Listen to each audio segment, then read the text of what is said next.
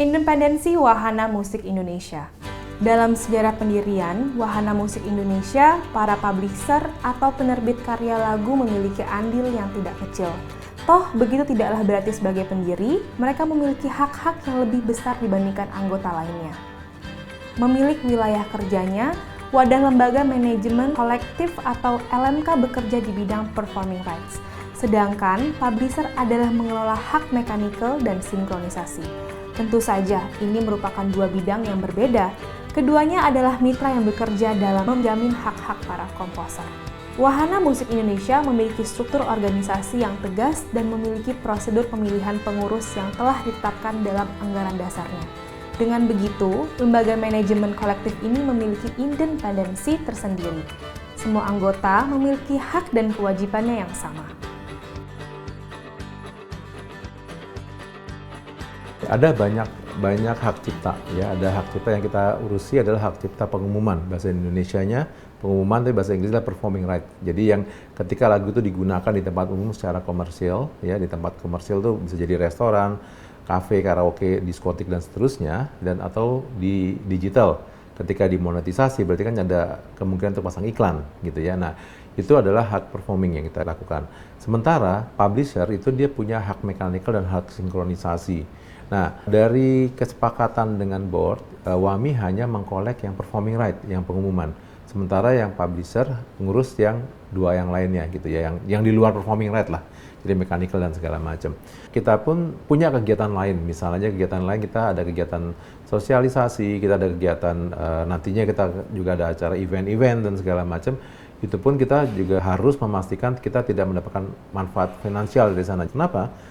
Karena kembali, WAMI hanya semata-mata dibangun, didirikan sebagai nirlaba untuk performing right aja. Kita tidak bisa melebar dari situ. Kita nggak bisa, kita bukan sebuah organisasi for profit yang, kita bisa melakukan akuisisi atau membuat bisnis baru. Nggak bisa, itu cuma di situ aja. Jadi kita dibatasin untuk performing right saja. Wahana Musik Indonesia itu bukan CMO yang pertama. Jadi sebelumnya ada juga CMO sebelum Wahana Musik Indonesia. Awalnya Wahana Musik Indonesia itu diinisiasi oleh beberapa publisher. 2006 ya itu ya. Jadi diinisiasi oleh publisher-publisher yang tergabung di dalam asosiasi APMINDO, Asosiasi Penerbit Musik Indonesia. Kenapa kita membentuk satu Wahana Musik Indonesia? Karena memang kita ingin ada satu CMO atau Collective Management Organization yang lebih baik gitu ya. Walaupun diinisiasi oleh publisher-publisher, tapi bukan berarti ini jadi collective management publisher, bukan. Karena memang intinya adalah kita ingin mensejahterakan pencipta-pencipta lagu, bukan publisher. Pada saat itu kita masih berbentuk PT Wahana Musik Indonesia. Saya menjabat sebagai direktur WAMI itu tahun 2008 sampai 2012. PT itu tidak cocok untuk collective management, akhirnya digantilah dengan perkumpulan. WAMI berubah dari perseroan terbatas yang for profit menjadi organisasi nirlaba, dalam hal ini perkumpulan. Yang membedakan kalau perseroan terbatas itu yang tertinggi adalah rapat umum pemegang saham, kalau di WAMI yang tertinggi sekarang adalah anggota yang disampaikan di RUA, rapat umum anggota.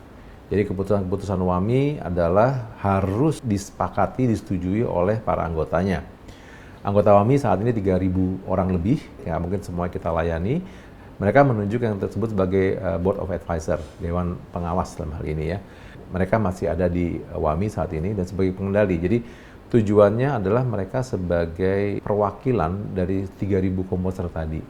Komposisinya bisa berubah-berubah dalam arti pencipta misalnya 5 orang, musik publisher 5 orang.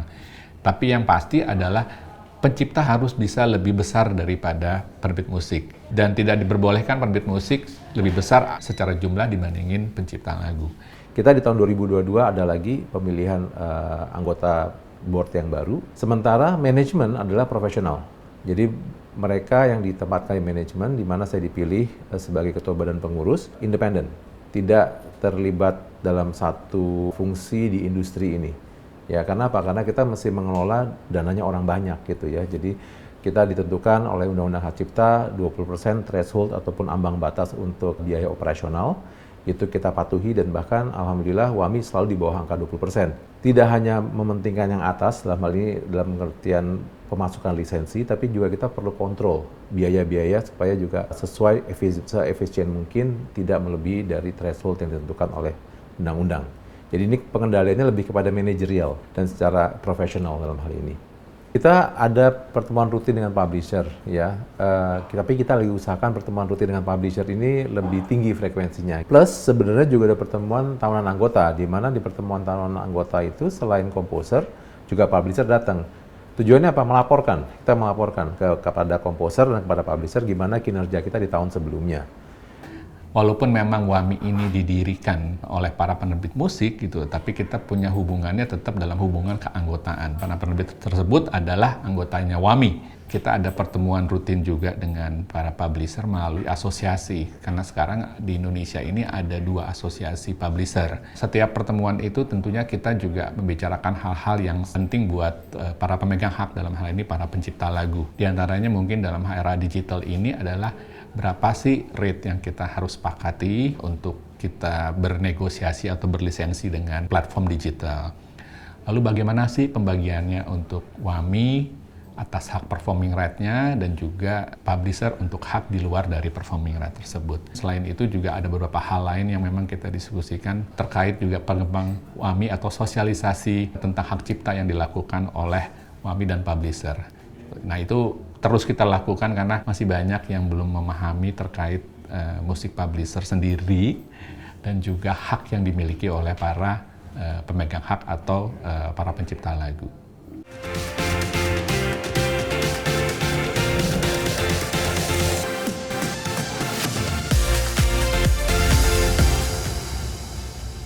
Kenapa kita sekarang mau meningkatkan frekuensi pertemuan dengan publisher, supaya publisher juga dapat update. Jadi yang di board setiap bulan ketemu kita, tapi kan kita punya publisher lain yang juga menjadi stakeholder kita, yang perlu tahu juga gimana sih perkembangan WAMI. Ya, karena terkadang ada hak yang diterima WAMI, dan ada juga hak mekanikal yang diterima oleh publisher gitu kan ya. Kadang bisa dikomparasi kan, kok jomplang banget, oh ya udah cocok nih sama nih ya. Jadi artinya juga kita saling informasi gitu di pertemuan dengan si publisher itu. Di WAMI itu organisasinya kita ada yang namanya bagian compliance and international relation, ada yang namanya stakeholder engagement ya itu di organisasi, yang di bawah ada yang bagian operasional atau CCLO ya Chief of Copyright and Licensing Officer dan Chief of Financial and Administration Officer, itu yang bagiannya adalah untuk keuangan dan juga administrasi gitu.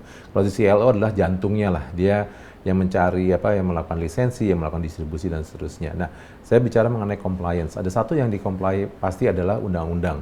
Jadi Undang-Undang Hak Cipta adalah sebagai acuan kita melakukan kegiatan operasional dari WAMI. Yang lain, sifatnya lebih turunannya, itu adalah dengan ADART, Anggaran Dasar dan Anggaran Rumah Tangga. Itu juga menjadi acuan kita. Contohnya bagaimana kita membuat kebijakan distribusi misalnya, di mana kita melakukan treatment terhadap misalnya anggota baru gitu ya, atau misalnya anggota yang pindahan dari tempat LMK lain, itu juga ada SOP-nya.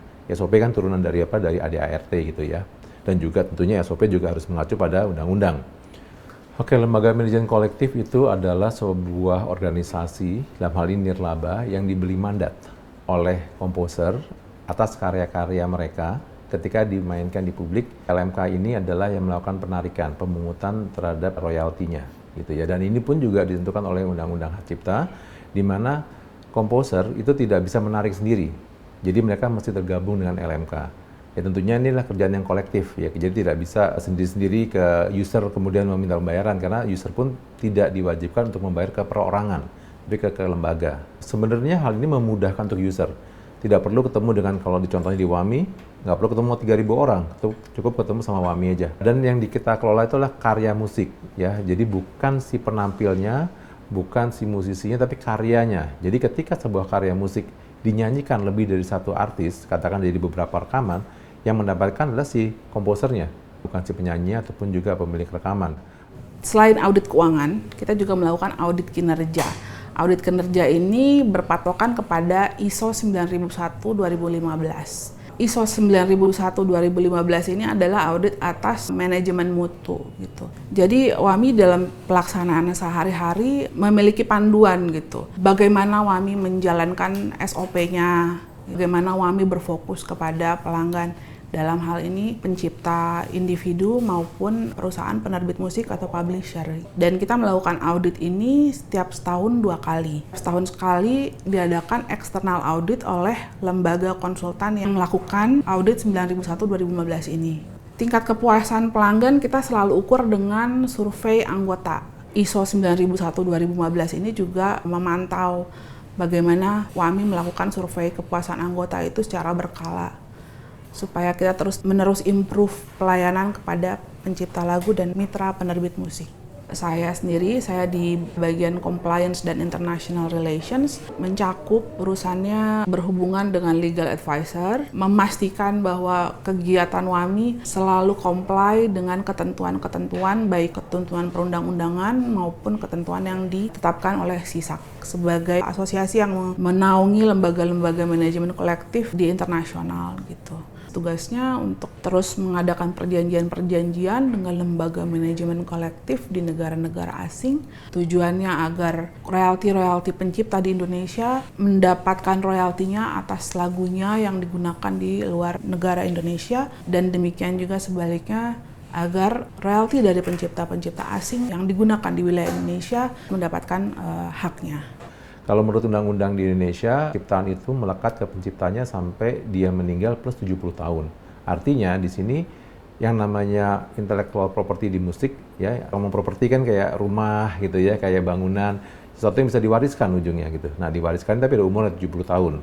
Setelah 70 tahun menjadi public domain. Artinya karya ini tadi bisa diwariskan kepada ahli waris mereka. Bahkan ada contoh di WAMI yang diwariskan itu bukan cuma sama ke anaknya, bahkan sampai ke generasi berikutnya lagi. Jadi anggota LMK itu adalah komposer dan ahli waris gitu. Ahli waris tentunya kesepakatan dari keluarga gitu, siapa yang ditunjuk.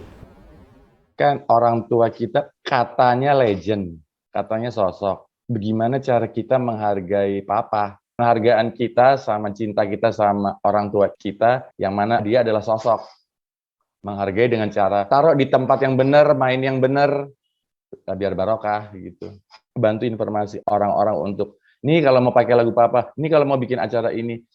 Jadi yang di porsinya aja Mas. Kalau kitanya sih seperti itu ya. Kembalinya lagi kalau masalah uang segala macam ya sama aja main musik kan, jangan nunggu duitnya dulu baru main musik. Main musik dulu aja pasti nanti duitnya ngikutin kan begitu. Yang mendaftarkan diri adalah komposernya, jadi lagu mengikuti. Ya, komposernya mendaftarkan diri sebagai anggota WAMI, dia mendaftarkan juga karyanya, gitu kan ya. Karyanya itu tentu divalidasi. Kalau zaman sekarang digital dia kasih linknya lah, gitu ya. Atau kalau zaman dulu dia ngirim CD-nya ataupun juga cover CD-nya, gitu ya, atau cover kaset gitu ya. Itu adalah sebagai bukti bahwa lagu ini telah dirilis, gitu kan. Itu cara pendaftaran pertama adalah manusianya, kemudian karya mengikuti. Dan tentunya bukan cuma sampai situ aja, karena ketika ada karya baru mesti didaftarin lagi gitu kan. Komposer bisa diupdate, bisa juga ketika komposer tersebut meninggal dunia. Jadi perlu ada update lagi mengenai si komposer tadi, ahli warisnya siapa. Pemiliknya tetap si komposer tersebut, walaupun sudah tidak ada, tapi ahli waris yang menerima hak ekonominya. Ada hak namanya hak moral ya. Hak moral itu melekat sampai kapanpun. Bahkan ketika karya itu masuk ke public domain sekalipun, nama penciptanya tetap harus ditampilkan sebagai hak moral. Contoh adalah misalnya komposer-komposer klasik, Beethoven, Schubert, habis itu Liszt. Itu dia udah nggak ada orang yang sudah meninggal lama dan sudah lewat dari tahun haknya dia, udah masuk ke public domain. Tapi ketika ditampilkan, tetap harus dicantumkan nama si komposernya. Itu hak moral, bukan hak ekonomi ya. Tapi hak ekonomi udah berhenti. Pencipta lagu itu punya beberapa hak gitu ya.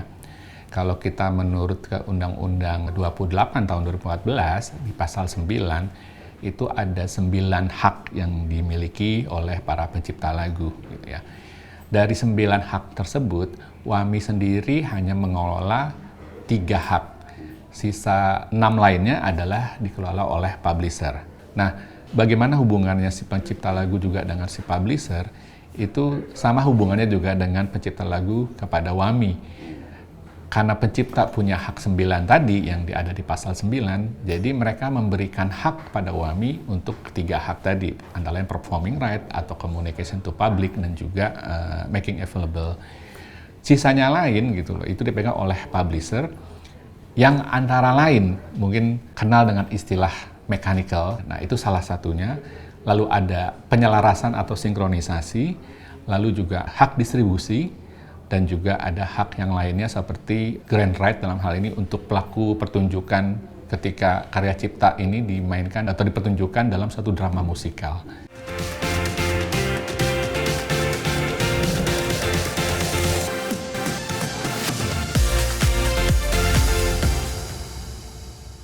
Salah satu hal yang membuat kita bermitra dengan publisher adalah untuk backup, saling backup lah, ngomong kasar gitu ya.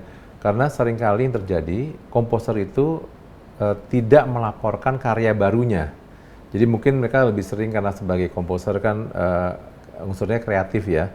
Jadi mereka mengerjakan tugasnya sebagai kreator, pencipta gitu ya. Tapi disiplin untuk mendaftarkan karya itu tidak semuanya rajin gitu kan. Nah, tapi kalau untuk publisher, karya itu kan aset buat dia. Jadi kalau dia punya datanya, dia bisa jual ke iklan, bisa jual ke sinetron, bisa jual ke penyanyi untuk dinyanyikan ulang dan segala macam.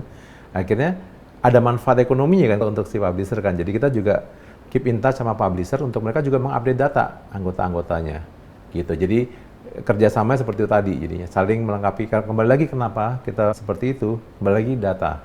Ketika datanya semakin lengkap, ketika ada karya digunakan di tempat yang secara komersil bisa kita tarik gitu kan. Yang sering terjadi soalnya itu datanya nggak ada gitu kan. Jadi ini lagu karya siapa nih? Jadi tapi di WAMI pun juga kita punya tim yang selalu mencari ini karya siapa ya, supaya kita mendistribusikan dengan benar gitu. Alhamdulillah memang untuk pendekatannya sendiri dengan komposer-komposer itu Backbeat Music memang dengan pendekatan dalam tanda kutip publisher yang independen gitu. Jadi saya sendiri kan sebenarnya seorang musisi. Jadi memang cara ngobrol, cara approach, cara untuk bersosialisasi terkait hak cipta itu sedikit lebih mudah karena istilahnya kan teman-teman juga gitu ya, sesama musisi, sesama pencipta lagu gitu kan. Jadi apa yang menjadi concern mereka tuh bisa secara open gitu dibuka ke saya pribadi atau saya sebagai dari Backbeat Music gitu. Jadi alhamdulillah mungkin dari 1,5 tahun Backbeat Music berdiri, alhamdulillah udah dipercayain sama 109 komposer dengan katalog kurang lebih 800 lagu gitu ya. Dan cara saya meng-approach untuk teman-teman juga bisa mengurus performing rights-nya ke WAMI itu memang saya jelaskan juga karena dalam tanda kutip saya juga tahulah gitu ya reportingnya WAMI seperti apa dan bagaimana cara WAMI mengkolek terutama di era digital seperti sekarang gitu ya. Digital itu penting banget untuk kita bisa mengkontrol penggunaan dari setiap lagu yang ada di katalog atau karya-karya kita gitu. Jadi saya pasti sosialisasi dulu gitu. Ternyata hak cipta itu nggak cuma mechanical doang, tapi performing juga gitu. Jadi ketika saya bersosialisasi terkait mechanical dan performing rights untuk komposer, saya pasti menggiring mereka untuk bergabung dengan WAMI gitu. Walaupun bahasanya pun nggak memaksa sih, cuman memberikan pilihan aja bahwa kalau misalnya WAMI itu begini gitu kan. Jadi secara digital mereka punya akses langsung untuk mengklaim, terus juga mereka juga anggota dari SISEC gitu. Dan reportingnya juga sesuai jadwal terus gitu kan. Jadi komposer juga akhirnya memilih untuk mau bergabung. Tapi mungkin nggak 100% dari katalog Backbeat tuh bergabung ke WAMI, cuman memang saya pasti akan menghimbau untuk mereka masuk ke WAMI untuk pengurusan performing rights-nya kayak gitu. Pada saat kita berkontrak dengan pencipta lagu ya, terutama publisher, biasanya kita memberikan instruksi kepada si pencipta lagu untuk mendaftarkan ke LMK. Karena dia akan mendapatkan hak performingnya nanti dari LMK, bukan dari publisher. Nah, masalahnya sekarang kan seperti komposer, aduh kayaknya ribet lah. Tapi tetap kita berikan formulirnya untuk daftarkan ke WAMI. Biasanya kita minta mereka datang ke WAMI supaya lebih jelas gitu ya bagaimana keanggotaan di WAMI dan hak dia sebagai komposer di WAMI. Silakan aja. Total 3.000 anggota, hampir 3.200 ya sampai bulan Juni ini, di mana anggota paling besar tentunya dari para pencipta lagu. Sementara buat penerbit musik itu total sampai hari ini 99 musik publisher. Ya. Untuk menjadi anggota WAMI sebagai komposer, kami mempunyai 2 syarat, yaitu yang pertama tidak terdaftar di LMK manapun, yang kedua sudah mempunyai karya cipta ataupun video musik yang sudah terupload di YouTube. Untuk sisanya seperti form pendaftaran, surat kuasa, form lagu itu nanti akan kami kirimkan dari pihak membership, diisi oleh komposer dan dikembalikan lagi dikirimkan ke kantor kami secara hard copy. Harus digarisbawahi juga dan diketahui oleh para semua komposer bahwa mendaftar di LMK WAMI itu gratis ataupun free, jadi tidak dipungut biaya apapun. Kita akan melakukan validasi. Kita punya database juga, jadi kita tahu ini karya adalah karya yang benar punya dia atau tidak gitu ya. Namun demikian, ada juga kejadian ketika karya yang didaftarkan oleh satu komposer ternyata milik komposer lain. Nah itu jadinya ada yang namanya dispute. Biasanya kita akan tahan distribusinya. Jadi ketika ada dispute, misalnya lagu itu nyontek lagu saya, itu kita nggak akan distribusikan ke satu pihak pun sampai mereka settle, sampai mereka sudah sepakat untuk menyelesaikan ini punya siapa, baru WAMI untuk performing right-nya akan membayar kepada yang berhak. Gitu. Alhamdulillah WAMI berhasil dengan pencapaiannya saat ini. Kita baru dapat laporan itu dan kita cukup puas tuh dengan hasilnya WAMI saat ini. Ya harapan saya terhadap WAMI sih sebaiknya di kemudian hari WAMI bisa membantu publishing untuk mengumpulkan royalti yang ada di seluruh wilayah Indonesia, karena kan Indonesia luas sekali ya. Jadi tidak hanya mengcover di Pulau Jawa saja atau di Sumatera, tapi di pulau-pulau seperti Kalimantan, Sulawesi. Mereka juga pasti akan memutar-mutar musik kan intinya kan. Itu pertama. Yang kedua kan kita juga banyak TKI ini mas di Hong Kong, di Malaysia, di Arab Saudi. Tentunya mereka pasti juga mendengarkan dan rindu mendengarkan lagu-lagu lokal. Semoga WAMI juga bisa mengkolek lagu-lagu kita yang ada di sana gitu. Gue dulu waktu awalnya membuat karya waktu bareng sama Samson, kita nggak tahu gitu loh bakal ada salah satu haknya pencipta ya dari ranah performing rights gitu. Gue suka baca-baca dulu sih kalau di luar ya, dari nemu di Google gitu nyari-nyari emang ada tuh yang namanya performing rights royalty. Tapi kalau di sini tuh apa gitu loh? Kalau di sana kan sebutannya PRO, performing rights organization, atau collecting management organization CMO kan. Ternyata kok di sini namanya LMK gitu, baru tahu. Dan ternyata ngulik macam akhirnya kita tahu, oh kalau ini LMK buat hak cipta untuk ketua pencipta tuh, WAMI toh gitu loh. Ya udah akhirnya didaftarkan. Karena saya percaya aja sih. Karena saya percaya di dalamnya juga saya kenal beberapa orang di dalamnya juga yang saya kenal integritasnya baik juga gitu, dan sejauh ini manfaatnya juga sangat terasa gitu buat saya gitu loh. Ya jadi oh ya, reportnya juga oke. Reportnya tepat waktu. Nah itu tuh paling dipercaya sekarang buat saya. Gitu. Ya kita sebagai komposer memerlukan kenyamanan lah. Kenyamanan, penghitungan yang benar, secara transparan kan gitu. Membagi royaltinya bukan asal bagi, asal tebak aja, sesuai dengan data. Istilahnya lagu itu kan kayak jasa menjual kenyamanan. Kalau kamu mendapat kenyamanan dari situ, kan ya kenapa kamu nggak ada share sama kita? Gitu aja sih. Itu cara naifnya gitu. Makanya aku tergabung sama WAMI karena aku percaya mereka lebih ngulik, mereka lebih tahu hukumnya, dasar hukumnya juga lebih tahu. Dan kalau aku ya sebagai senimannya ya itu, kalau laguku memberikan kenyamanan buat kamu dan kamu bisa menghasilkan dari situ, kenapa kamu nggak mau share sama saya, gitu aja. Kami ini anak muda tuh punya sifat gerasa gerusu, mau gampang. Itu dulu deh kita akui. Ini kan sesuai zamannya ya. Sekali enter oke. Sekali enter yes oke gitu. Tanpa kita membaca dulu syarat dan ketentuan apa. Jadi kita kurang literasi lah terhadap dunia performing rights. Menurut saya teman-teman harus melengkapi dulu lah. Research kecil-kecilan aja, baca dulu. Kalau LMK itu apa? Bagaimana, terus apa bedanya LMK sama publishing, itu beda lagi, itu dibaca dulu kan, setelah paham baru nanti memutuskan. Saya rasa semua teman-teman di LMK mempunyai niatan yang sama, mensejahterakan pemilik karya cipta, cuman mana yang sesuai, saya inginnya LMK itu berkompetisi dalam bidang pelayanan, service. Wah, kalau itu yang terjadi, maju. Kalau cuma satu yang bagus, nggak maju. Beneran deh. Ban mobil, kalau cuma satu yang bagus, nggak maju. Harus empat-empatnya mulus. Jadi menurut saya, LMK itu harusnya berkompetisi dalam bidang service. Service ke siapa? Ke pemilik lagu, ke pemilik hak cipta. Kalau itu bisa terjadi, maju nih dunia royalti ini. Kalau boleh saya katakan, keuntungan saya bergabung dengan LMK WAMI ini adalah saya tahu bahwa karya saya bisa dalam kurung lebih dihargai daripada ketika saya tidak memasukkan ini ke dalam LMK WAMI. Di era internet seperti ini, di mana informasi bisa didapat dengan mudah, masih banyak mungkin teman-teman musisi, nggak sedikit ya, yang belum terdaftar sebagai anggota LMK, atau mungkin memang karena belum percaya saja gitu. Dan menurutku lebih baik kita bergabung dulu untuk mengetahui seperti apa seluk-beluknya, dan terdapat benefit secara ekonomi juga gitu, karena royalti kita kan terkelola juga dan tersalurkan juga. Jika memang ada yang dirasa belum sempurna dan kita punya kemauan untuk mencoba membawa atau menyampaikan sebuah usul atau membawa perubahan, ya kenapa enggak di masa depan. Bekerja sama atau bermitra dengan pihak manapun adalah langkah yang dilakukan Wahana Musik Indonesia. Semata itu dilakukan untuk menjamin hak-hak para komposer yang menjadi anggota.